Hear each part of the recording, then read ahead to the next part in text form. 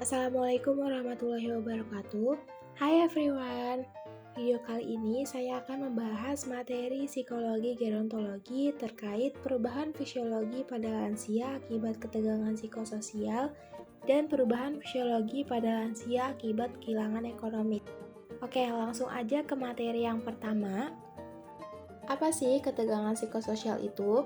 Jadi, ketegangan psikososial merupakan tekanan yang muncul sebagai dampak dari perubahan sosial dan emosional yang dialami oleh lansia.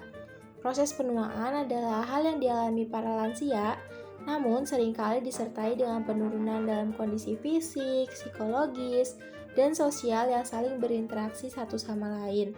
Penurunan pada kedua aspek ini dapat menyebabkan lansia mengalami perubahan psikososial yang berkaitan dengan kepribadian mereka.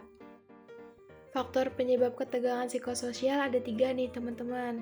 Yang pertama ada kesepian dan isolasi sosial, yang kedua ada masalah finansial, dan yang ketiga ada masalah kesehatan dan mobilitas.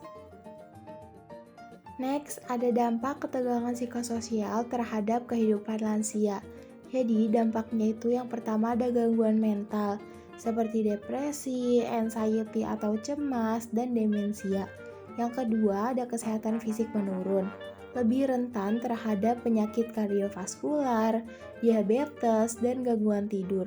Yang ketiga, ada kehidupan sosial terbatas, mengurangi interaksi sosial dan memperburuk kesejahteraan mental. Next, ada strategi mengatasi ketegangan psikososial. Jadi, strategi yang pertama itu meningkatkan interaksi sosial. Lansia perlu tetap terhubung dengan keluarga, teman, atau komunitas agar mereka tidak merasa sendirian.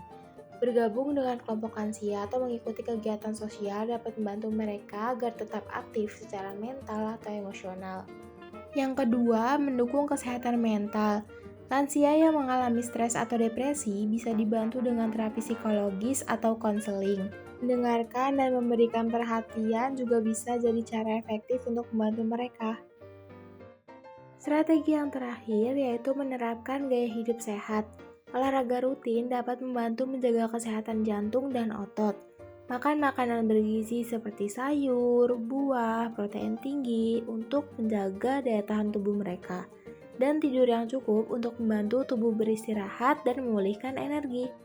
Oke, kita masuk materi yang kedua, yaitu perubahan fisiologi akibat kehilangan ekonomi. Kehilangan ekonomi pada lansia dapat disebabkan oleh pensiun, kehilangan pasangan yang menjadi sumber pendapatan, atau tidak memiliki tabungan yang cukup. Faktor ini dapat menyebabkan stres berkepanjangan yang berdampak pada kesehatan fisik melalui berbagai mekanisme fisiologis. Teman-teman tahu nggak nih faktor penyebab lansia kehilangan ekonomi itu apa?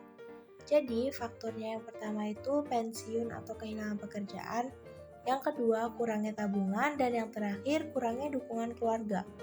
Sedangkan untuk dampaknya itu adalah yang pertama gangguan mental. Lansia mengalami kecemasan, depresi, dan stres berkepanjangan.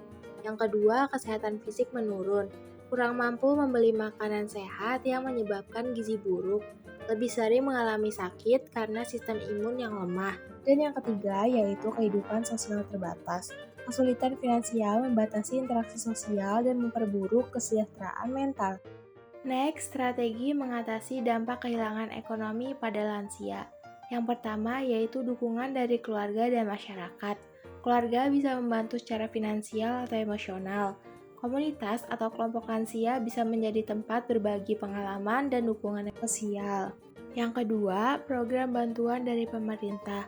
Lansia bisa memanfaatkan BPJS atau program bantuan sosial lainnya untuk mendapatkan layanan kesehatan dengan biaya yang terjangkau. Ada juga program pemberian sembako atau bantuan finansial bagi lansia yang kurang mampu. And the last one yaitu pola hidup sehat yang murah dan mudah.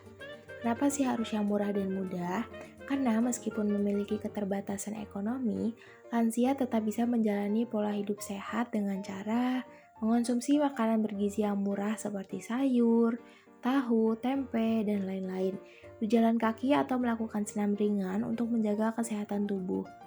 Mengelola stres dengan aktivitas yang menyenangkan seperti bercocok tanam, bersepeda, atau berbicara dengan temannya. Oke teman-teman, cukup sekian pemaparan materi dari saya. Thank you.